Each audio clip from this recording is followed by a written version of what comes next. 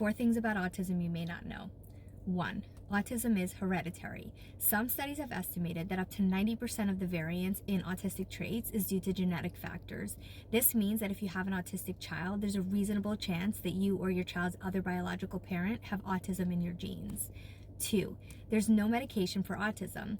To all the people claiming that big pharma is part of the reason autism is diagnosed now more than ever, there's literally no skin in the game for them. An autistic person might end up on anxiety medication due to developing anxiety related to their autistic experiences, but the medication would only address the anxiety, not the underlying autistic experiences that caused it.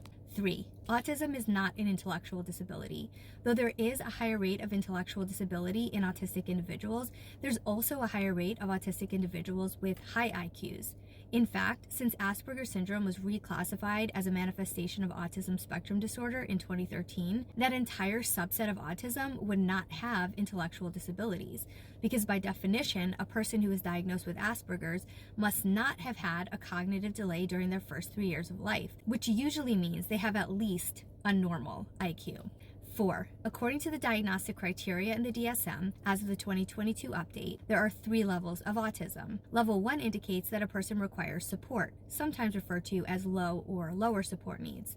Level 2 indicates that a person requires substantial support, and Level 3 indicates that a person requires very substantial support. Levels 2 and 3 are sometimes referred to as high or higher support needs. It's important to understand that all of these presentations are currently considered autism by the DSM.